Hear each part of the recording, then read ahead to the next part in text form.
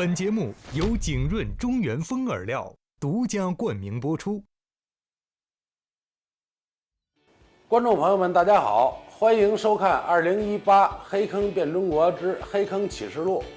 去年看过我们节目的朋友应该对我都不陌生，我是在黑坑 B 两边赛事规则中获得6连胜的天津钓手田立新。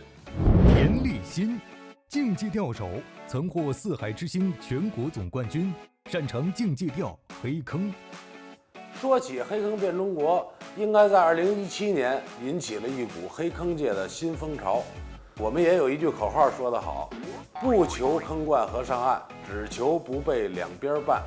这个口号呢，也随着这档赛事、这档节目呢，也是深入人心。它走遍了全中国东南西北的黑坑，几乎涵盖了所有的黑坑类型。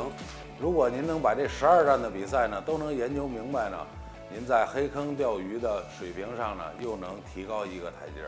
那么现在呢不用那么费劲了，我可以带着您去看一下这12站中钓技钓法的一些学问。那我们首先呢从第一站河南站开始。2017年4月，黑坑以不求坑冠和上岸，只求不被两边绊为比赛规则，邀请了12位黑坑高手，在全国12个黑坑钓场挑战当地钓友。第一站，我们来到了河南郑州的江山垂钓园。出战的嘉宾是大家熟悉的陈天峰、马克、高颖。在比赛中，陈天峰前期使用小黄面效果不佳，后期虽然尽力追赶，但还是遗憾败北。而高颖本来保持着领先的优势，但是调整位型后一直状况不佳，最后20分钟被左边钓友反超。只有马克一人晋了级。之前被各方人士看好的3位竞钓达人，为什么2个人都惨遭淘汰呢？里面到底有什么隐情呢？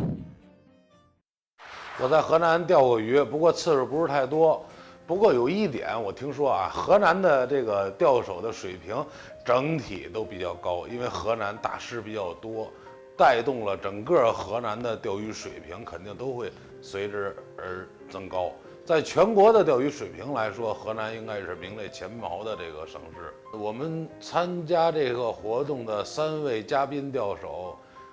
当场呢被淘汰了2名，其实是非常正常的一件事情。他们输在哪里？咱们下边给他剖析一下。第一点是什么呢？本身这3位钓手都是北方钓手，基本上在天津和河北和北京钓鱼呢，它区别于河南的这个放鱼的方式和放鱼的时间，一般都是前一天放，然后转天去钓。可是河南不是，是早晨钓手们都到场之后，鱼车开始放鱼，然后当场放当场钓，就是没有给这个鱼这个恢复的时间。这种情况下，实际上虽然坑里鱼很多，可是就是开口就食的鱼不多，所以你就要先拿它当一个糗的鱼情先去钓。当然陈天峰输在哪儿了，是因为对鱼情分析的还是不够透彻，遇到这种鱼的时候呢比较少，上去直接皮筋颗粒加黄面，上去就是一通捞啊，握量绝对是够大。可是同时咱们去钓鱼打窝的同时呢，是一个诱鱼的过程，也是对鱼的一个惊扰。如果继续这样做下去的话，陈天峰后期的渔获会非常非常的好，因为他的窝点里边做的窝要比周围的钓手做的窝点要重一些。可是毕竟比赛是残酷的嘛，就是这么3个小时的时间，你这3个小时还没缓过神来，已经输了把比赛，就是这样。所以说如果在这种我们认为前期的鱼情不是很快的情况下，尽量的要做轻窝，然后先以防守的钓法、保守的钓法去钓就好了。还有平时咱们好多钓手呢，去黑坑、去异地去钓鱼，不了解鱼情的情况下，一定要观察一下，比如说左右两边的钓手，或者是去那儿前期准备的时候一些细节一定要观察好。当地的钓友了解鱼情，上去就是保守钓法，掩饵粘麻团这种钓法，证明人家在这反复使用了很多次之后，效果都非常好，才会这样运用。还有就是当时咱们这场活动呢，前一天咱们到达现场的时候还是晴空万里，然后到转一天呢，天空不作美啊，下起小雨来了，气温有明显的下降。其实大家都知道，在5月份的时候，如果要下雨的话，气温降的还是比较厉害的，因为还是属于是初春或者是晚春的这种季节，所以鱼对这个，尤其是鲤鱼，对这个气温的变化实际上是非常非常要命的，所以他们输在这儿的原因比较多一些。每一个比赛获胜、拿冠军也好，还是怎么样也好，都是给有准备的人预备的机会。所以说，对陌生的水域的话，我建议大家开的饵料呢不要过于复杂，一是防守型的饵料，二是进攻型的饵料，还有一个就是从味型上边呢再做一个调整，可以开一块味儿大的，可以开一块味儿小的，就这样去应对就好了。景润鱼饵秉承工匠精神，制作简单易用、货真价实的鱼饵。麝香窝王，聚鱼神速，窝料之王。急鱼令，号令鱼饵汇集窝中。开口米，逼鱼开口，诱钓神米。黑坑风暴，横扫黑坑，劲爆狂钓。剩余效果是我们的承诺。去钓鱼，别忘带上景润鱼饵。现在我给大家演示一下，第一站，咱们在河南做钓鲤鱼的时候，后期的软粘饵的开制方法：黄面半杯，然后再放大黄饵1号，然后呢放这个青麸放20%，然后这是一整杯的基础饵，然后呢，如果为了它粘麻团的话，咱们可以运用这个雪花粉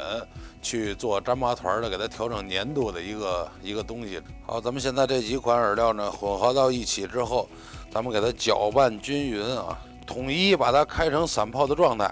然后添加剂，把它开成散泡的状态。